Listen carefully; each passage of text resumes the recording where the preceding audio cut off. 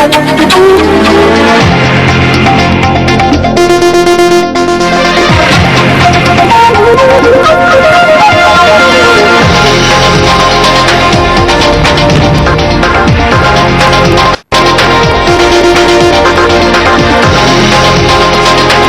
I don't know if we're all getting more and more impatient, but those budget speeches seem to get longer and longer. Well, if there's one thing we can say about that budget presentation, in my experience, I think the finance minister was today in top form. He spoke, I think, with more passion and intent than I've heard him in a long time. Perhaps the single biggest aim is clearly in this budget to boost the economy by focusing on infrastructure. Investment allowance, industrial corridors, new ports, shale gas, small enterprises get a boost, capital infusion into banks, and that smart move, first ever women's bank. How much all of this will be implemented properly is another question, but that we'll look at later. At least the intent is there. Now, he started his speech by admitting that the Indian economy is challenged. Is that an understatement or not? In fact, this budget was presented in the face of two huge challenges. Challenge number one, the Indian economy is in the midst of a crisis of gloom, pessimism and slow growth, matched only, if you ask me, by the crisis of 81, 91 and 2001. The 10-year cycle has hit us again. And the finance minister, has he done his bit to fight this latest economic crisis? That's one question we'll be asking. You can't expect miracles from a budget, but you can expect a signal or a sign of determination. The previous three crises were all followed by big ticket reforms. In fact, it said that India only hits the reform button after the economy has first hit the panic button in a crisis. We don't react otherwise.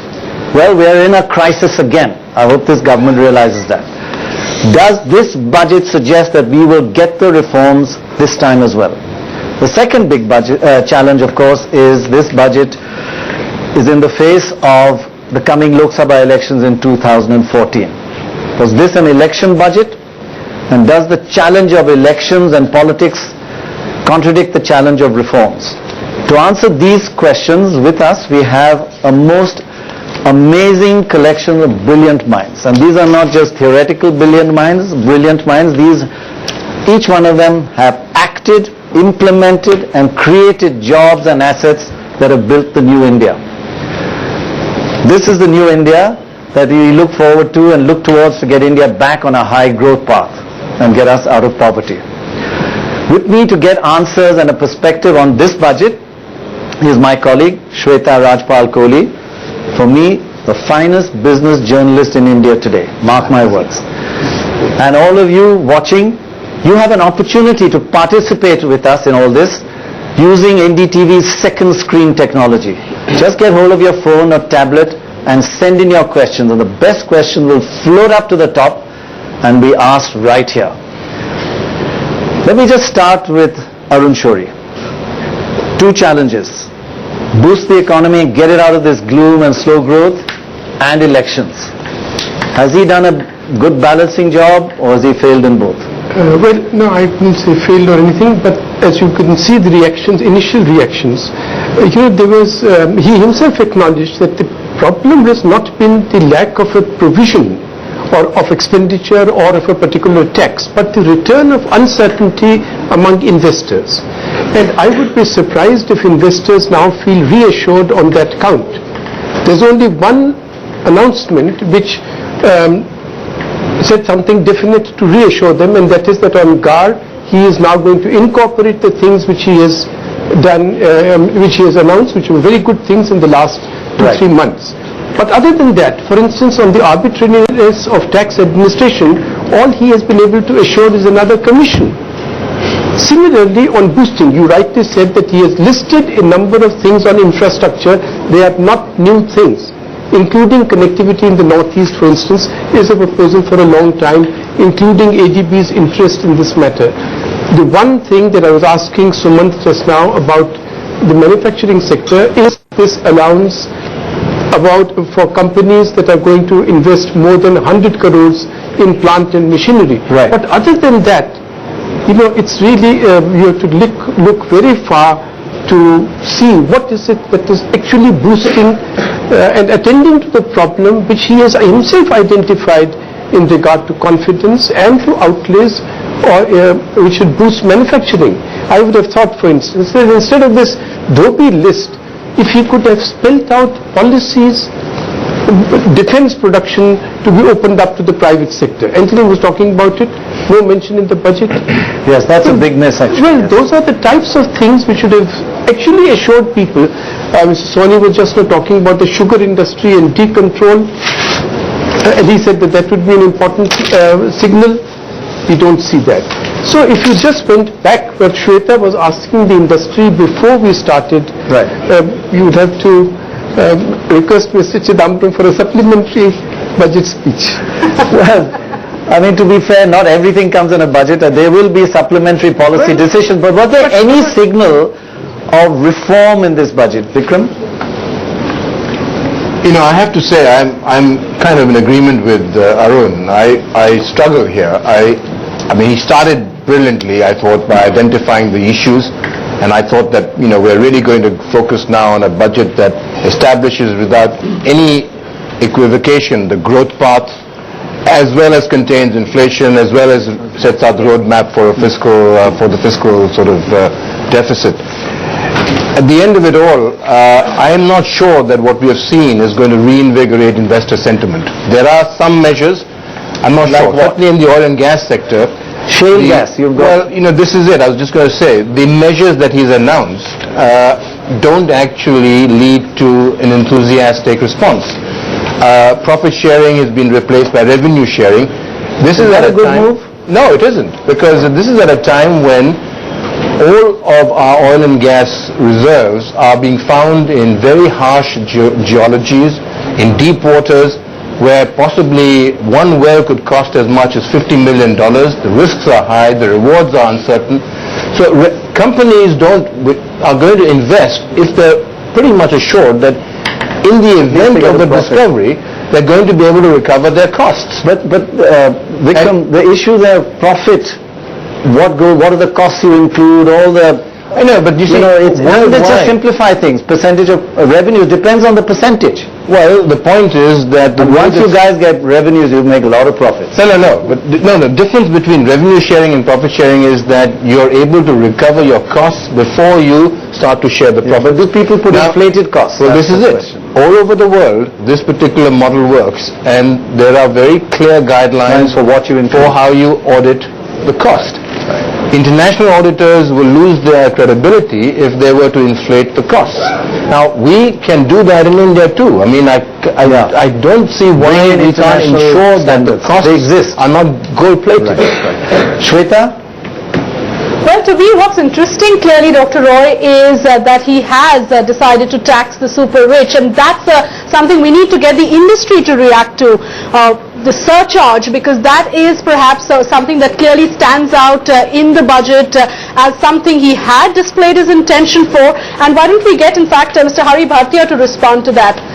A surcharge on income above 1 crore, is that has a bit of politics and economics both? Yeah, I think it's more politics because it's only for 1 year. Right. The amounts are not very large. And so I would have thought that he could have avoided it by more widening the tax base rather than making this political statement of taxing the super rich. Of course, the amount is only for 1 year, which he has said. And it doesn't hurt much. Yeah, it doesn't hurt much. I fully agree with him on that. But the amount of revenue that you generate is not enough. Look at, the expenditure growth is quite high. That was it looks like. How is he balancing the budget is the line details, because if he's going to contain the deficit to 4.8% as he has promised. As he said. And he's raising additional revenue of only about 17,000 crores. And the global economy, we had a lot of FII investment in the last 1 year or last 6 months. But will it continue? So if you take the current account deficit, which he said is about $75 billion, now how do you bridge the gap? If something goes wrong globally and we have a flight of capital, so I think that over-dependence on FDI and FII is also not very good. I think So what we have to see in the budget is really how the fiscal deficit part has been dealt with. So tell me one good thing and one bad thing that was top of the mind in this budget. I think the one good thing I saw was a focus on infrastructure and hopefully a delivery on proper institutional mechanism. He talked about allocation of coal blocks in PPP mode, which he said is going to announce. So I think if we are able to deal with that, then we will see investment coming back. On the one bad part, I'm not really convinced that we have dealt with the fiscal deficit. Yes. Yeah. So you're saying the number, the fiscal deficit number that he's talking about, 5.2% and a target of 4.8% is not looking like a credible number, and that clearly doesn't come as good news, because remember, credit rating agencies are watching this very carefully. So let's try and get an assessment as to whether everyone believes that this is not looking like a credible number. He cannot contain the fiscal deficit. Mr. Dhruv Sani, would you agree with that? I think one of the more positive things is the investment allowance. I think, just think of it, you have to finish this project in 2 years.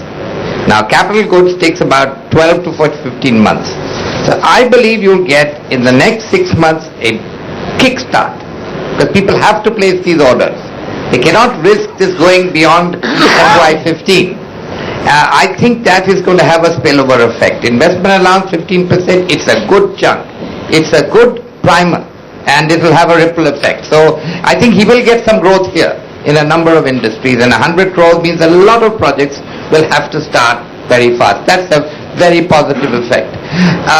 I think that the message of once big industries, and you have Reliance and other industries who have taken a lot of investment allowance. Sure. Reliance, if you spend 5,000 crores straight away, it's got a huge ripple effect, and I expect that.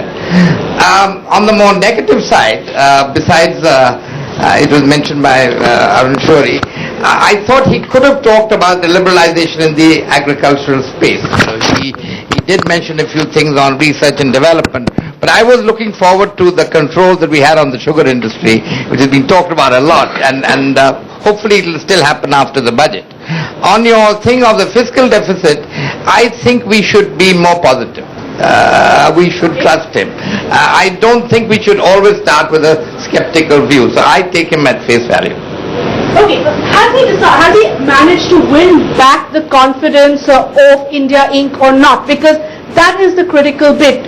He had to restore confidence. This was a golden opportunity, and who better than all the industrialists here to tell us whether he's managed to win back their confidence or not. Mr. Rakesh Bharti Mittal, your thoughts?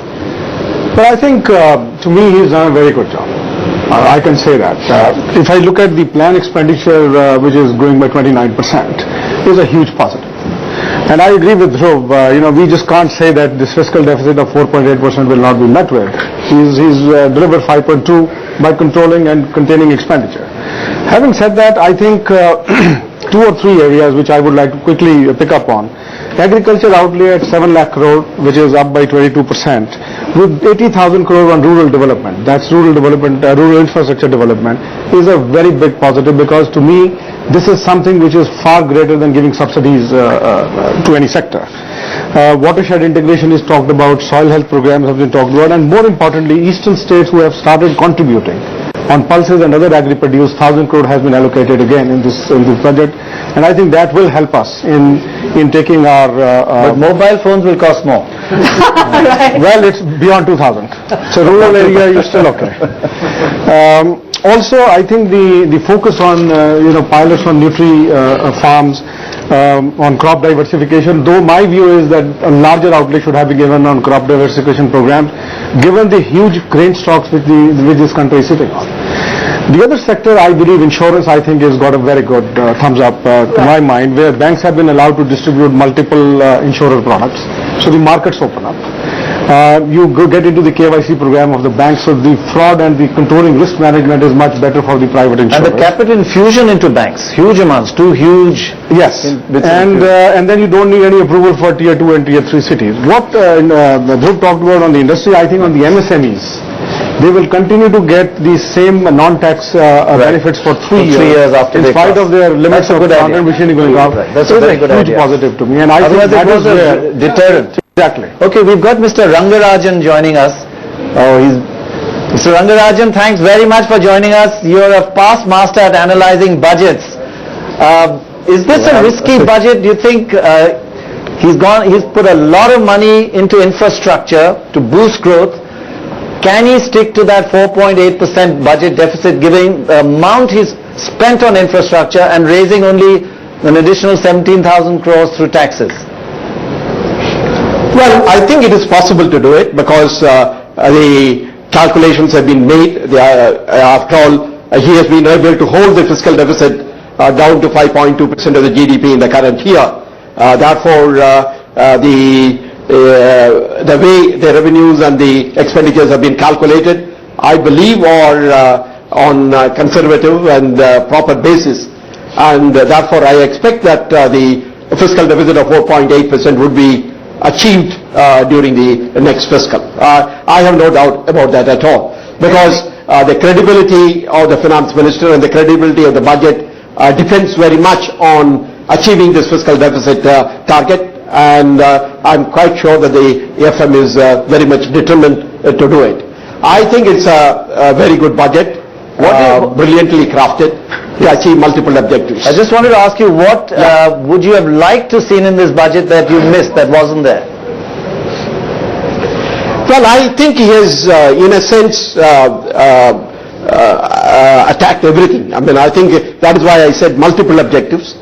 We had fiscal prudence as an important thing, but at the same time we wanted to stimulate economic growth, and he has provided enough by way of stimulating investment, and also provided some incentive for enlarged savings. Therefore, I think you have all the elements there, and I think it's in that way a complete budget. Dr. Rangarajan, as the chairperson of the Prime Minister's Economic Advisory Council, one question to you really is about the food subsidy. An additional outlay of 10,000 crore rupees, many believe, will clearly not be enough to meet the challenge of food subsidy. Are you concerned on that front, sir? Well, it all depends upon when the food security bill gets kicked in the sense of the full implementation of the bill. It may take some time because the bill is yet to be introduced. In the sense it will have to be discussed. The standing committee has given its recommendations. So it will take some time. Therefore, part of the additional provision is essentially to cover not the whole year, but only part of the year. Therefore, however, it is a demand-driven program, and if additional money is required, it will be provided. But perhaps what he has done is to take into account when the full implementation will occur. But on the overall subsidies front, Dr. Rangarajan, would you have expected more in terms of at least trimming subsidies? You're someone who's always argued that India simply cannot afford such a huge subsidy bill. So would you have expected more intent on that front? No, I think the overall subsidies that have been provided, I have not checked all the numbers yet, but all the overall subsidies provided would be consistent with what we consider to be the appropriate level of fiscal deficit. I think the real question is to look at the total subsidies that require to be provided. And if we feel the subsidy on food security is extremely important, we need to fully provide for it and accordingly cut the other subsidies. Therefore, I would imagine that the calculations have been made in the right way in order to get you the level of subsidies that can still give you the required level of fiscal deficit. So, Professor Rangarajan, thank you very much. He obviously has listened to you as you were chairman of the PM's Economic Advisory Council. You probably told the Finance Minister exactly what you do, and since you're so happy, he listened to you. But just let's quickly switch to the political part of it, and Dorab, while everybody here talks about I know you're an economist as well, was this a good election budget? Well, why not? I mean, first let's say one thing, the budget is a cash basis budget. So if I have to pay the oil companies 50,000 crore, I pay them on the 1st of April, that doesn't affect my deficit. Secondly, for instance, take some like cash transfers. You know, the country as a whole transfers about 3,20,000 crore across the country as cash transfers. To transfer 1 rupee of cash costs 3 rupees. Do you know that?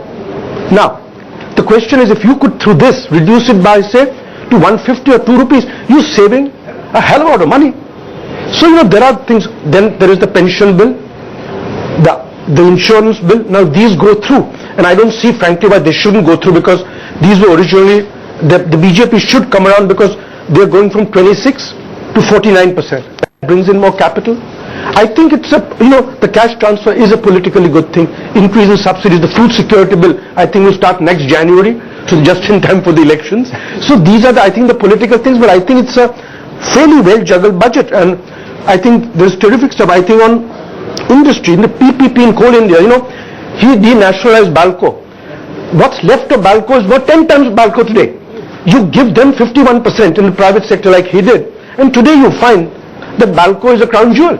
The question is, all the disinvestment that you initiate, that kind of just died away. This is not happening. If I may just supplement 2 points. First, frankly, given Mr. Chidambaram's record, everybody is speaking the other way, I do not believe the 5.2 figure at all. It is got about by postponing expenditure. But I was just mentioning one small instance. Tax refunds, my figure is that 65,000 crores have been held back. In subsidy payments, they've just been stopped. For instance, transfer to the oil companies. But it's not Mr. Chidambaram, every finance minister. Well, yes, you said that last year also. Yes. And you say, oh, it is just being, this is the normal practice. But then don't believe the figure. Yeah. Similarly, you know, I saw the figures for the last quarter. To hold the deficit to 5.3% would have required that you lower the expenditure in this last quarter of January to March, lower it by 6.5%. That's just no indication that that has happened. So I think please look at that figure again. Secondly, for the future, food security bill, actually it is quite a cynical comment both of Dr. Rangarajan and Dr. Ram saying that, oh, it is only going to start next time. It's a small pregnancy which will then grow. And we must see the effect of this on the future. You can always overestimate growth, which is what was done last year. 7.6% it is going to come, when everybody was saying it is going to be lower, and thereby you overestimated revenues. Yeah. Tell me though, what did you find? Second point, just on the reform. Okay, last one. I think, yes, on the last one, I think there was one very good signal, that is, but it is a promise, for instance, of how to divert domestic, encourage household savings and get them away back from gold to mutual funds and equities and inflation index bonds. But I hope that takes off. That would be a good thing. The disappointment was that on the GST, after everybody's labors, all that he has been able to promise is that hope begets courage. Hope is not policy. And that is everybody's fault. That's cumulative error, right? Yes, politics. Absolutely. I'm not blaming X or Y, please.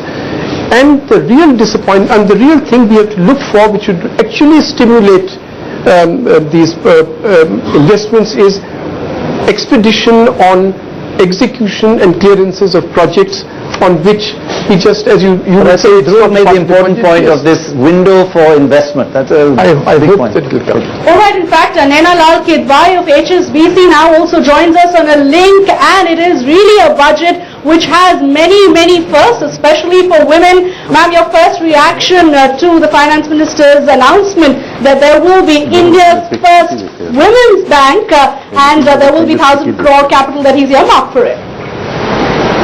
Well, how could one say that that is not a good move? More banks is good, a bank which focuses on women and a bank that's run by women, all very good, and I'm sure that that's good. But it's such a small part of the budget. I think he did it with the intention of playing to the gallery, and he certainly got that attention. Nana, they're looking for a CEO. That bank is looking for a CEO, Nana. Obviously, you know I need a job, Pranay. Yeah.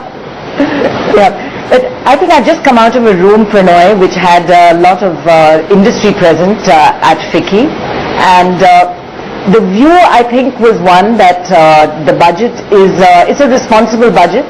It could have been worse, But I haven't really had time to work out the maths, which is puzzling me, because the expenditure side is clearly up. It's up maybe as much as 12 to 15%.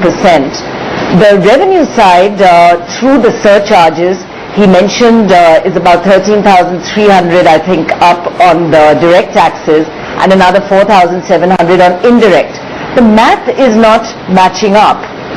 Is that going to lie on the disinvestment, which he didn't even mention, which was surprising, or telecom receipts? I mean, where is this gap going to actually be close to achieve the 4.8 for the next year that he has clearly suggested is still the target? So we do really need to look as usual at the fine print before we rejoice. But I think given the tightrope act that he was having to walk, and someone had asked me how I would caricature Chidambaram before we went in, and I had said PC Sarkar. So what were the rabbits out of the hat that he would pull out? I think he's managed that tightrope. There'll be some disappointment. I think from FICCI's standpoint, we didn't want him to tinker with taxes at all at this time. But what he's done is the promise of surcharge. It is just for a year. And the impact, even on the individual front, is, I think, at some 42,000 people, rather than what we feared, that it would hit the middle class if he raised taxes across the board, is good. The capital infusion into banks, welcome step? Yeah. Pranoy, I have said and said often on your channel too, that I just don't see why taxpayer money needs to go into shoring up banks that can take money very readily from the capital markets. So I think the time has come for government to really look at why it needs to own 70% of the banking sector. The fact that we own 70% of the banking sector through government is why we have to put 12,000 crores and 14,000 crores per year. Money which would have been better spent in some of the packages and schemes which clearly need attention. So it would, I hope that gets reviewed, that we sometimes take a decision that we only own or need to own 3 or 4 banks in the public sector and allow others to go to the capital markets to raise what they need. But of course, given Basel III, these banks do need money, and that assurance had to come from somewhere. All right, Mrs. Kip, I remember speaking to you in Davos, and what you had actually said was that this budget is one that you have huge expectations of, and that it would be a shame if we miss the bus. In short, are you disappointed with the budget? Do you think it's a lost opportunity?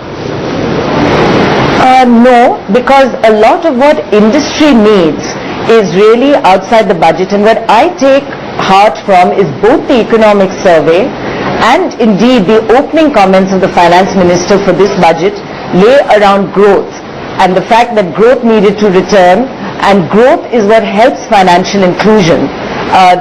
Sometimes the debate can be about growth versus equity. This is not what the government is clearly seeing. It sees growth and equity moving together. And that is important, because what that tells me is that industry, the economy are central to what we need. And in a sense, we've seen that. He's brought back the investment allowance for 2 years. Industry did want that, either through accelerated depreciation or an investment allowance. It runs counter to the general thinking in government, which was not to give specific exemptions, but the desire here to actually kickstart investment is clearly felt. And I think that signaling effect is very important. He's by and large left taxes untouched. I think that too is favorable. I was in discussion with some of our members who are present at FICCI today on some sectors which are disappointed. I think oil and gas would have liked to see a lot more thrust, either as an infrastructure sector or moves which they wanted. Right. Thanks, Naina. Thanks very much for joining us. A lot in this budget for the motor vehicle sector, and we've got some real stalwarts here. Let's start with Jagdish Khattar. Pretty complicated. SUVs, hybrids, all kinds of two-wheeler, three-wheeler benefits. Sum up what it's all about for us. No, I think as far as you said, luxury cars and luxury categories, mostly they are being imported. So I think we have increased the import duty. Import duty. That's one aspect.